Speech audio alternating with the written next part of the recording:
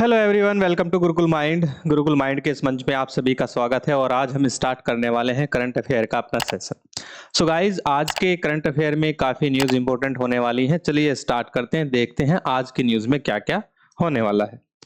तो सबसे पहले हम बात करते हैं इसमें हमारा जो पहला जो टॉपिक होगा वो इन्फ्लेशन से रिलेटेड होगा। तो आज की न्यूज में इन्फ्लेशन को लेकर कुछ डाटा प्रोवाइड किया गया है, तो उसके बारे में इसमें बताया गया है, उसको हम यहाँ पे देखने वाले हैं। फिर हमारा जो टॉपिक है वो नेट डायरेक्ट टैक्स से होगा, यानी आपका जो शुद्ध प्रत्यक्ष कर है उसको लेकर जो है न्यूज आई है, उसमें भी जो है डाटा एक दिया गया है, उसको लेकर हम यहाँ पे आज डिस्कस करने वाले हैं क्या न्यूज है। नेक्स्ट जो हमारा टॉपिक होगा वो इंडिया, यूएस और रसिया तीनों से जो है रिलेटेड है हमारा अंतर्राष्ट्रीय संबंधों में। रसिया और यूनाइटेड स्टेट ऑफ अमेरिका और इंडिया के रिलेशन को लेकर क्या न्यूज है अभी, उसकी भारत पर क्या चिंता, भारत के लिए चिंता का विषय क्या हो सकता है, तो ये हम सारी चीजें इसमें अभी देखने वाले हैं। नेक्स्ट हमारी न्यूज होने वाली है rupees versus United state dollar, यानी अमेरिकी डॉलर और रुपये में जो उतार चढ़ाव का दौर चल रहा है उसको हम यहाँ पे डिस्कस करेंगे।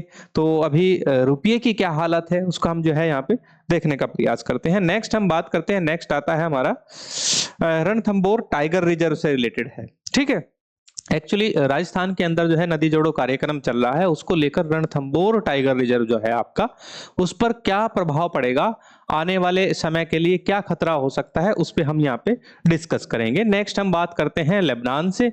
लेबनान जो कि एक देश है आपका, वहां पे भी जो है आपका पॉलिटिकल जो है स्टेबिलिटी चल रही है अभी, और यहाँ पे देखते हैं क्या न्यूज है लेबनान को लेकर। इसके बाद नेक्स्ट हमारा जो टॉपिक होगा वो श्रीलंका चाइना के रिलेशन को लेके होगा। ठीक है, तो श्रीलंका चाइना के जो हाल ही में जो एमओयू साइन हो रहे हैं, जो आधिकारिक यात्राएं की जा रही हैं श्रीलंका की तरफ से, उसको लेकर भारत पर क्या जो है उसका इफेक्ट पड़ सकता है, उसको हम यहाँ पे देख सकते हैं।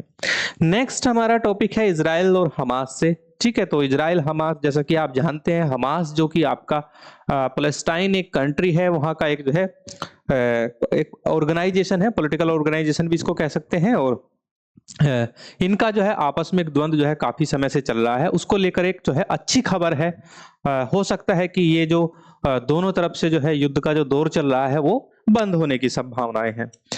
फिर कुंभवाणी जो आपकी प्रयागराज में कुंभ मेले का आयोजन किया जा रहा है, उसको लेकर जो है कुंभवाणी एक कार्यक्रम स्टार्ट किया गया है, उसके बारे में भी जो है हम इसमें डिस्कस करने वाले हैं। और रशिया और यूक्रेन को लेकर जो है हमारा अंतर्राष्ट्रीय संबंधों में क्या होने वाला है उसको लेकर भी हम इसमें चर्चा करेंगे। सो गाइज, ये आपके मेजर टॉपिक्स हैं आज के, इसके अलावा भी टॉपिक्स हैं लेकिन ये मेजर टॉपिक्स हैं, इनको हम यहाँ पे कवर करने वाले हैं। तो चलिए स्टार्ट करते हैं। सबसे पहले हम बात कर लेते हैं इन्फ्लेशन की। ठीक है, तो जो ये इन्फ्लेशन है इसको लेकर जो है ये इंडियन एक्सप्रेस की में जो है एक न्यूज आई है, तो इसमें बताया गया है आपका जो आपकी इन्फ्लेशन यानी मुद्रास्फीति है वो घटकर आपकी 5.2% पर पहुंची है।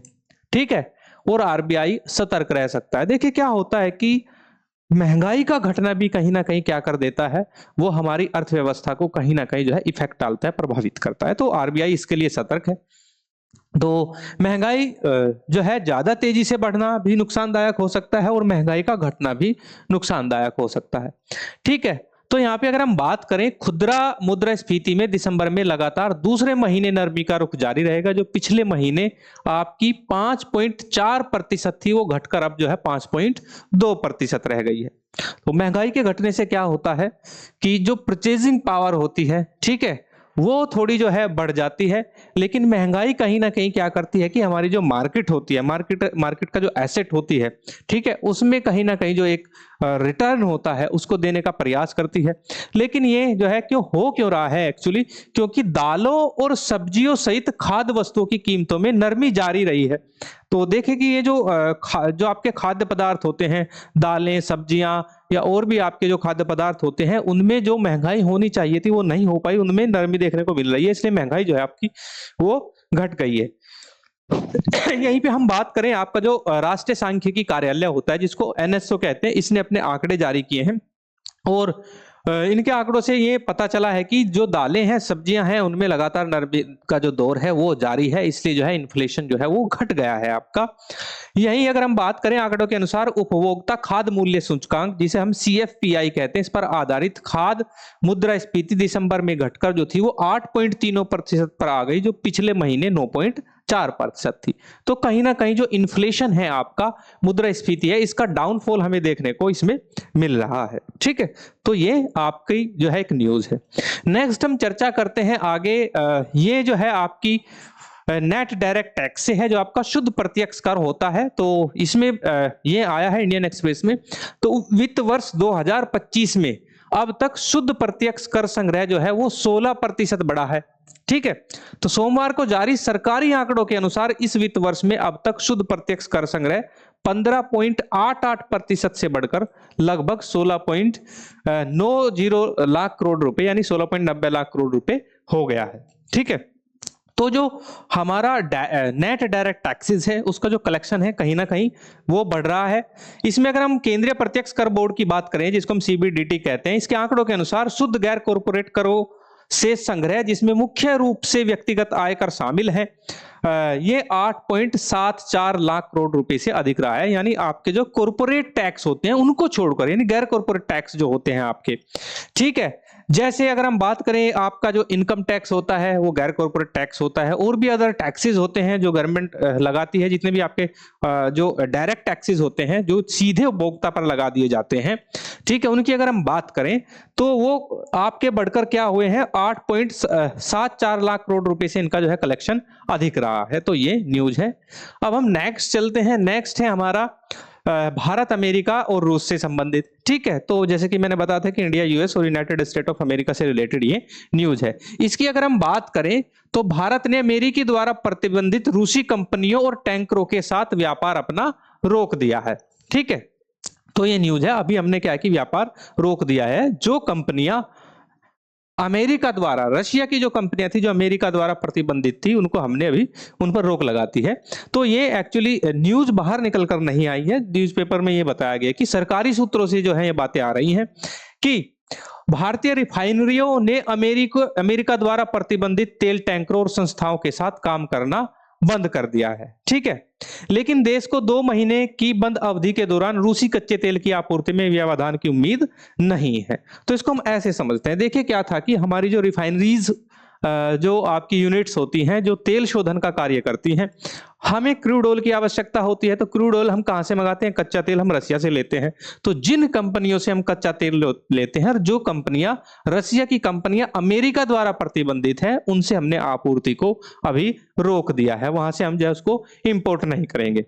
ठीक है, तो यहाँ पे अमेरिकी वित्त मंत्रालय ने शुक्रवार को रूसी तेल उत्पादकों, जिसमें आपके जो है गैज़प्रोम नेफ्ट, ठीक है, सर्गुटेनेफ्टोगाज तथा बीमा कंपनियों इंगोस स्ट्राक और अल्फा स्ट्राक होवानी ग्रुप पर प्रतिबंध लगा दिए तथा उन राजस्वों पर निशाना साधा जिसका उपयोग मॉस्को ने यूक्रेन के साथ युद्ध के लिए किया था। ठीक है, तो एक्चुअली क्या है कि इसको हम ऐसे समझ सकते हैं। देखिए, रशिया और यूक्रेन का जो है आपस में डिस्प्यूट चल रहा है। अब यूक्रेन को समर्थन किसका है? वो नाटो का है, नॉर्थ अटलांटिक ट्रीटी ऑर्गेनाइजेशन का। अब इसमें जो ये कंपनियां हैं, इन्होंने क्या किया था कि जो यूक्रेन के साथ युद्ध है, इन्होंने अपने राजस्व का प्रयोग यूक्रेन के साथ युद्ध में किया था। तो नाटो क्या है? नाटो को जो है सपोर्ट किसका है? आपका यूनाइटेड स्टेट ऑफ अमेरिका का। तो यूक्रेन को सपोर्ट कह सकते हैं आप किसका है? यूनाइटेड स्टेट ऑफ अमेरिका का।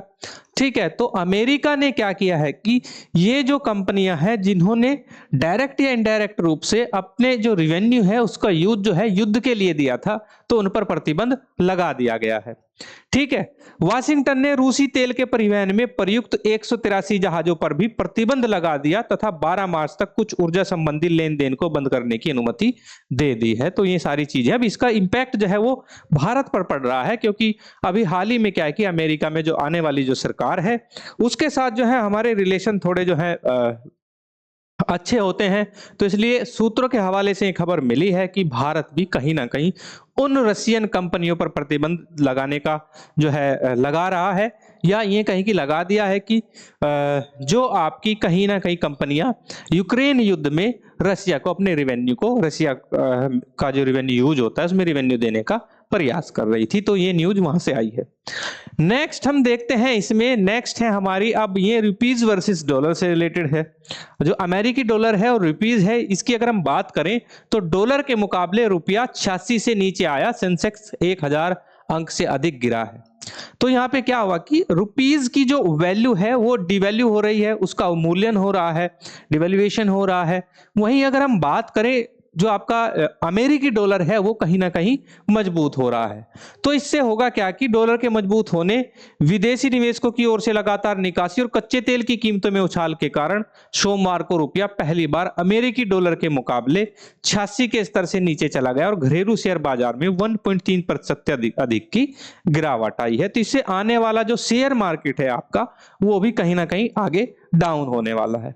ठीक है, अमेरिकी मुद्रा के मुकाबले रुपया 61 पैसे गिर चुका है, यानी 86.58 के नए रिकॉर्ड निचले स्तर पर बंद हुआ, जबकि यह 86.18 पर खुला था। यह करीब 2 साल में एक दिन की सबसे बड़ी गिरावट थी। इंट्राडे ट्रेड के अनुसार मुद्रा 86.60 के निचले स्तर तक गिर गई है। तो यह न्यूज रुपीज वर्सेस डॉलर को लेकर है। ठीक है, अब हमारा जो नेक्स्ट जो टॉपिक है वो रणथंभौर टाइगर रिजर्व से रिलेटेड है, यानी आपका रणथंभौर बाघ अभयारण्य है उससे संबंधित है। तो ये एक्चुअली है क्या कि ये जो रिवर लिंक हो रहा है आपका, ठीक है, तो बांध के इसमें क्या है कि बांध बनाए जाएंगे, तो बांध के कारण क्या है कि रणथंभौर जो है वो 2 भागों में बट जाएगा। ठीक है, दो बांध बनाने से रणथंभौर टाइगर रिजर्व 2 भागों से में डिवाइड हो सकता है। ठीक है, तो राजस्थान की जीवन रेखा नदी जोड़ो परियोजना से बाघ अभयारण्य का 37 वर्ग किलोमीटर क्षेत्र जलमग्न हो सकता है। प्रभाव को न्यूनतम करने के लिए हर संभव सावधानी बरती जाएगी। यदि अपरिहार्य हुआ तो 2 तिगुनी वन भूमि को एकीकृत किया जाएगा। ऐसा अधिकारियों ने कहा है कि हम इसको जो है कहीं ना कहीं एडजस्ट करने का प्रयास करेंगे, क्योंकि बांध बनाए जाएंगे तो क्या होगा, भूमि जलमग्न हो सकती है। जलमग्न होने से क्या होगा कि जो आपका वन्य प्रदेश है, आपका जो वन भूमि है वो जलमग्न होगी, तो उसमें रहने वाले जो जीव हैं, जो आपके स्थलीय जीव हैं, वो माइग्रेट करेंगे, जिसमें रणथंभौर टाइगर रिजर्व का 37 स्क्वायर किलोमीटर का एक पार्ट आता है, जिससे क्या होगा कि जो आपके टाइगर और अन्य जो स्थलीय जीव हैं वो क्या करेंगे, वो माइग्रेट करेंगे, तो इससे नुकसान होने की जो है संभावना है। राजस्थान के 23 जिलों की जीवन रेखा प्रदान करने वाली प्रमुख नदी जोड़ सिंचाई परियोजना के तहत रणथंभौर बाघ अभयारण्य के 37 वर्ग किलोमीटर क्षेत्र को जलमग्न कर उसे 2 भागों में विभाजित किया जाएगा, जैसा कि इंडियन एक्सप्रेस द्वारा समीक्षा किए गए परियोजना दस्तावेजों से पता चला है। ठीक है, अब ये डूब क्षेत्र नदियों के कौन कौन से हैं, तो उनकी अगर हम बात कर दें, यह डूब क्षेत्र पार्वती नदी के नीचे प्रस्तावित सबसे बड़े बांध काली सिंध चंबल पूर्वी चंपारण के कारण होगा, ऐसी ये न्यूज है। तो ये रिवर लिंक से रिलेटेड न्यूज है, और इससे जो आपका रणथंभौर टाइगर रिजर्व है वो कहीं ना कहीं जो है वो प्रभावित होगा। नेक्स्ट चलते हैं। नेक्स्ट अगर हम बात करें तो यहाँ पे जो आपका इंटरनेशनल कोर्ट ऑफ जस्टिस है, यानी आपका अंतर्राष्ट्रीय न्यायालय है, वहां से रिलेटेड न्यूज है। तो इसके एक शीर्ष न्यायाधीश हैं, ठीक है, जिनका नाम है नवाब सलाम। ठीक है, आईसीजे के चीफ हैं, प्रमुख हैं नवाब सलाम। तो ये क्या है कि एक्चुअली ये लेबनान के राजनयिक भी हैं। ठीक है, तो इनकी अगर हम बात करें, और राजनयिक के साथ साथ नवाब सलाम जो है वो आईसीजे में न्यायाधीश के रूप में भी काम करते हैं। तो इनको जो है अभी लेबनान के नए प्राइम मिनिस्टर बनने के लिए अभी प्रस्तावित किया गया है, यानी ये अब अगले जो है प्रधानमंत्री होंगे आपके कहां के, लेबनान के। ठीक है, तो सलाम वर्तमान में अंतर्राष्ट्रीय न्यायालय के प्रमुख के रूप में कार्यरत है, और उनका नामांकन पश्चिमी देशों द्वारा किया गया था। ठीक है, वेस्टर्न कंट्रीज जो हैं आपके, उन्होंने इनका नामांकन किया था। वहीं अगर देखें तो लेबनानी संसद में भी कई स्वतंत्र और गैर स्वतंत्र समूहों का समर्थन इनको प्राप्त है। सलाम को सऊदी अरब और पश्चिमी देशों का समर्थन है। सोमवार को राष्ट्रपति जोसेफ ओन के साथ साथ बाध्यकारी परामर्श के दौरान सलाम का नामांकन हिजबुल्लाह के लिए एक बड़ा झटका हो सकता है। तो ये एक न्यूज है। ये आईसीजे के जो चीफ हैं आपके नवाब सलाम, इनको ये नए जो है प्रधानमंत्री होंगे आपके लेबनान कंट्री के। ठीक है, चलिए नेक्स्ट चलते हैं। आपका यहाँ पे जो है अगर हम बात करें तो देखा जाए तो श्रीलंका के जो दिशानायके हैं, ठीक है, दिशानायके चीन के 3 दिवसीय यात्रा पर शी जिनपिंग से मिलेंगे। ठीक है, श्रीलंका के ये राष्ट्रपति हैं।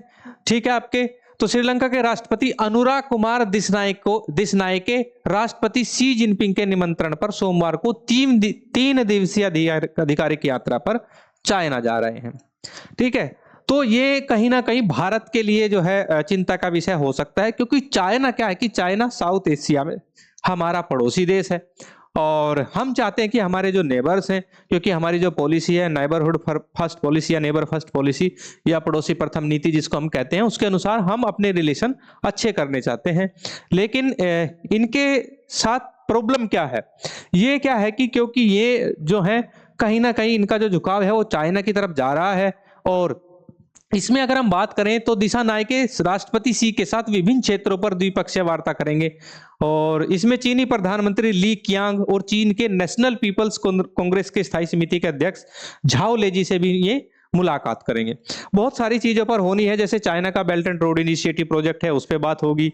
ठीक है, और उम्मीद है कि दिशा नायके की सी जिनपिंग के साथ वार्ता में कई मुद्दों पर चर्चा होगी, जिनमें भारत द्वारा जासूसी जहाज माने जाने वाले चीनी शोध जहाजों को अनुमति देना। ठीक है, तो एक्चुअली क्या है कि ये श्रीलंका करता क्या है कि श्रीलंका जो चाइना के कुछ जहाज हैं उनको चीनी शोध जहाज का नाम देता है, और भारत का जो आरोप रहता है कि एक्चुअली ये जासूसी करने के लिए यहाँ पे इन जहाजों को अनुमति दी जा रही है। चीन के प्रति श्रीलंका की ऋण प्रतिबद्धताएं भी हैं, ठीक है, जो कोलंबो का सबसे बड़ा ऋणदाता बताया जाता है, तथा बेल्ट एंड रोड पहल में निवेश का विस्तार भी शामिल है। तो जहां तक बात करें श्रीलंका की, श्रीलंका सबसे बड़ा जो है श्रीलंका का सबसे बड़ा ऋणदाता जो है वो चाइना है। ऐसा नहीं है कि भारत भी जो है श्रीलंका को ऋण देता है, लेकिन सबसे बड़ा जो ऋणदाता है वो चाइना है। तो श्रीलंका की अगर बात करें तो ये इसके सामने ऋण प्रतिबद्धताएं चाइना के लिए सबसे बड़ी चुनौती है। तो ये एक न्यूज है। आगे हम चलते हैं next, Los Angeles wild fire के बारे में यहाँ पे बात करेंगे। तो यहाँ पे अगर देखा जाए तो जो आपका लॉस एंजलिस है वहां पे मरने वालों की जो संख्या है वो अब तक 24 हो गई है। ठीक है, और इसमें क्या है कि जो आपका लॉस एंजलिस है इसमें जो है पिंक लिक्विड का प्रयोग करके आग को बुझाने का प्रयोग किया जा रहा है प्रयास किया जा रहा है, सॉरी। तो इसमें क्या है कि जो लॉस एंजलिस में जो आग लग रही है उसकी अगर हम बात करें तो ये आगे जो खतरा है, विशेषज्ञों का मानना है कि आगे और ज्यादा खतरा होगा, क्योंकि हवा जो है, हवा के साथ जो है आग तेजी से फैलती है, और अगले 2-3 दिन में जो है हवा तेजी से बढ़ने की उम्मीद है, जिससे आग की जो लपटें हैं वो और ज्यादा जो है घरों और जो है जगहों और स्थानों को जो है वो चपेट में ले सकती है। तो बुधवार तक भीषण आग की स्थिति बनी रहने की आशंका। 80 किलोमीटर प्रति घंटे की रफ्तार से हवाएं चलेंगी, और पहाड़ों पर 113 किलोमीटर प्रति घंटे की रफ्तार से हवाएं चलेंगी। अधिकारियों ने चेतावनी दी है कि सबसे खतरनाक दिन जो है वो मंगलवार का होगा। कम से कम 16 लोग लापता बताए गए हैं, और भी संख्या जो है बढ़ने की उम्मीद है। वैसे लोगों को जो है वो दूसरे स्थानों पर जो है भेजा जा रहा है। ठीक है, लॉस एंजलिस क्षेत्र में हजारों घरों को नष्ट करने वाली और कम से कम 24 लोगों की जान लेने वाली आग की विस्फोटक वृद्धि को रोकने में सप्ताहांत बिताने के बाद अग्निशमन कर्मियों को शांत मौसम के कारण थोड़ी राहत मिली, लेकिन वे अभी और तेज हवा के पूर्वानुमान पर सतर्क नजर बनाए हुए हैं। देखिए अभी क्या था कि 2 दिन जो है हवाएं थोड़ी धीमी पड़ी, तो आग जो है ज्यादा फैल नहीं पाई। तो ये जो है एक देखा जाए तो ये अंतर्राष्ट्रीय न्यूज है, और एक अंतर्राष्ट्रीय आप जो है इसको घटना भी कह सकते हैं। आग लगी है लॉस एंजलिस में। ठीक है, चलिए आगे हम इसमें बात करते हैं। नेक्स्ट हमारा जो है इजराइल और हमास से रिलेटेड जो है न्यूज है। तो इसमें न्यूज अगर हम बात करें, ये द हिंदू की न्यूज है। इसमें बताया गया है कि Israel and Hamas presented with final draft of Gaza deal. तो गाजा डील पर जो है वो फाइनल ड्राफ्ट जो है हो सकता है अभी। इसमें क्या है कि कतर जो है मध्यस्थता निभा रहा है इजराइल और हमास का जो डिस्प्यूट है उस विवाद को कहीं ना कहीं सोल्व करने में। ठीक है, तो हो सकता है कि ये चीजें सॉर्ट आउट हो जाएं जल्दी। तो मध्यस्थ कतर ने गाजा में युद्ध समाप्त करने के लिए इजराइल और हमास को सोमवार को समझौते का अंतिम मसौदा सौंप दिया है। यह वार्ता मध्य रात्रि में हुई एक सफलता के बाद हुई, जिसमें अमेरिका के नवनिर्वाचित राष्ट्रपति डोनाल्ड ट्रंप के दूत भी शामिल थे। ठीक है, तो अमेरिका भी कहीं ना कहीं जो है इसमें चाह रहा है कि कहीं ना कहीं मध्यस्थता हो, और ये जो विवाद है जो लंबे समय से चल रहा है ये सुलझ जाए। तो कतर इसमें क्या कर रहा है, मध्यस्थता कर रहा है। एक अधिकारी ने बताया कि युद्ध विराम और बंधकों की रिहाई का मसौदा दोहा में हुई वार्ता में तैयार किया गया था, जिसमें इजराइल की मोसाद और सिन बेट जासूसी एजेंसियों के प्रमुख और कतर के प्रधानमंत्री स्टीव विटकोफ भी इसमें शामिल थे। तो हो सकता है कि फाइनल ड्राफ्ट तैयार जो है वो हो गया है और वो सौंप दिया गया है। हो सकता है कि मध्यस्थता करने से, कतर के मध्यस्थता करने से, अमेरिका के कहीं ना कहीं मध्यस्थता करने से ये जो विवाद है वो कहीं ना कहीं सुलझ जाए। नेक्स्ट हम न्यूज लेते हैं, ये पटना हाई कोर्ट से रिलेटेड है।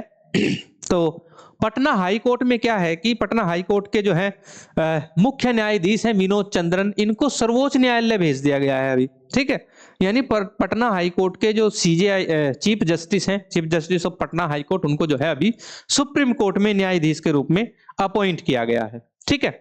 तो इनको राष्ट्रपति द्रौपदी मुर्मू ने सोमवार को पटना उच्च न्यायालय के मुख्य न्यायाधीश न्यायमूर्ति कृष्णन विनोद चंद्रन को सर्वोच्च न्यायालय का न्यायाधीश नियुक्त किया। इस नियुक्ति से शीर्ष न्यायालय में न्यायाधीशों की पूर्ण स्वीकृत संख्या 34 हो जाएगी। ठीक है, तो अभी जो है सुप्रीम कोर्ट है उसमें जो जजेस की जो नंबर ऑफ जजेस हैं वो 34 होने चाहिए, तो एक पद जो है रिक्त था, तो अभी जो ये स्ट्रेंथ है वो पूरी 34 हो जाएगी इनके नियुक्त होने से।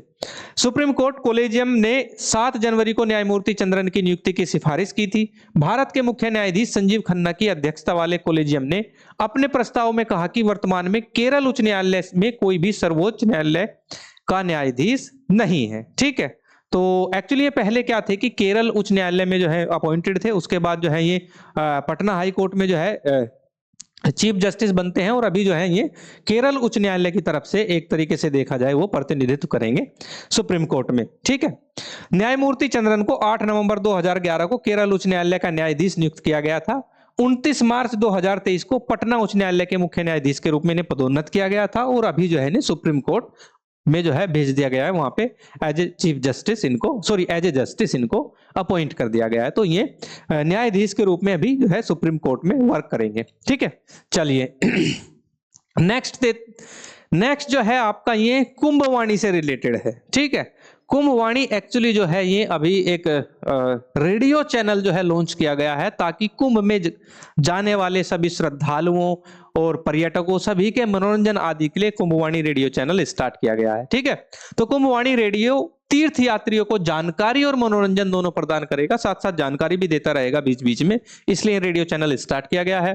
कुंभ के आध्यात्मिक महत्व पर चर्चा के साथ भक्ति गीतों का प्रसारण, धार्मिक मेले के पहले दिन लाखों लोगों ने किस तरह नदियों के संगम में डुबकी लगाई, इसका सजीव वर्णन और भारतीय रेलवे द्वारा की जा रही व्यवस्थाओं पर रेलवे के वरिष्ठ अधिकारी के साथ चर्चा।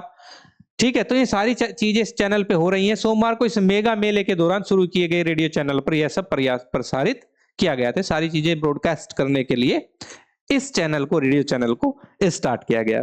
कुंभ मेले से जुड़ी जानकारी प्रसारित करने के लिए समर्पित ओटीटी आधारित रेडियो एफएम चैनल कुंभवाणी को पिछले सप्ताह उत्तर प्रदेश के मुख्यमंत्री योगी आदित्यनाथ ने लॉन्च किया था। ठीक है, तो इसका मेन जो ऑब्जेक्टिव है कुंभवाणी रेडियो चैनल का वो ये है कि कुंभ मेले से जो संबंधित जो है जानकारी देना है, साथ ही जो है ये धार्मिक गीतों भक्ति भजनों को जो भी जो है वो प्रसारित करता है, और कुंभ मेले से संबंधित सारी जानकारी जो है पब्लिक इस पर आसानी से देख सकती है। तो ये एक न्यूज है। नेक्स्ट है हमारा यहाँ पे जो है हमारे जो आर्मी चीफ है, चीफ ऑफ आर्मी स्टाफ है, उनकी तरफ से कुछ स्टेटमेंट आया है, उससे रिलेटेड ये न्यूज है। तो देखते हैं कि जो है हमारे जो आर्मी चीफ है जनरल उपेंद्र द्विवेदी क्या एड्रेस कर रहे हैं प्रेस को, देखते हैं। तो सेना प्रमुख जनरल उपेंद्र द्विवेदी ने सोमवार को कहा कि वास्तविक नियंत्रण रेखा पर गतिरोध की स्थिति बनी हुई है। अब वास्तविक नियंत्रण रेखा क्या है, इसको लाइन ऑफ एक्चुअल कंट्रोल कहते हैं, और ये रेखा जो है भारत और चाइना के मध्य जो है अभी एक तरीके से देखा जाए एक रेखा है जो अभी डिफाइन नहीं है। ठीक है, तो इसको हम LAC कहते हैं, क्योंकि भारत और चाइना के मध्य जो लाइन ऑफ एक्चुअल कंट्रोल है, ठीक है, ये बताती है कि टेरिटरी एक्चुअली डिफाइन नहीं है, तो इसलिए इसको LAC बोला जाता है।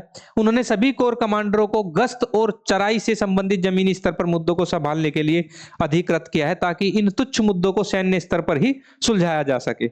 उन्होंने LAC पर स्थिति को संवेदनशील लेकिन स्थिर बताया और कहा कि सेना की तैनाती बेहद संतुलित है। इनका मानना है जो जनरल उपेंद्र द्विवेदी हैं, इन्होंने कहा है कि जो भी छोटे छोटे जो डिस्प्यूट हैं उनको जो है आर्मी अपने बेस पे ही सुलझा ले। इसमें जो है जो रिप्रेजेंटेटिव्स हैं, हमारे जो पॉलिटिकल रिप्रेजेंटेटिव्स हैं लाइक प्राइम मिनिस्टर या डिफेंस मिनिस्टर या फॉरेन मिनिस्टर, वहां तक ले जाना जो है ये जरूरी नहीं समझते हैं। ऐसा जो है ऐसा स्टेटमेंट इन्होंने प्रेस के सामने दिया है। ठीक है, चलिए नेक्स्ट अगर हम बात करें तो ये रूस यूक्रेन युद्ध मोर्चे पर जो है केरल के युवक की एक जान चली गई है। ठीक है, तो हाल ही में क्या था कि केरल का एक युवक है, इनका नाम बिनिल बाबू है, और इनके एक रिलेटिव्स हैं। ठीक है, इनके एक रिश्तेदार है जिनका नाम जो है जैन कुरियन है। ठीक है, तो ये रसिया गए थे जो है काम की तलाश में, फिर इन्होंने वहां पे जो है रशियन जो आर्मी है उसको ज्वाइन कर लिया था। ठीक है, तो रूसी सेना द्वारा युद्ध के लिए जबरन भर्ती किया गया था इनको। कुरियन गोलीबारी में ये घायल हो गए हैं।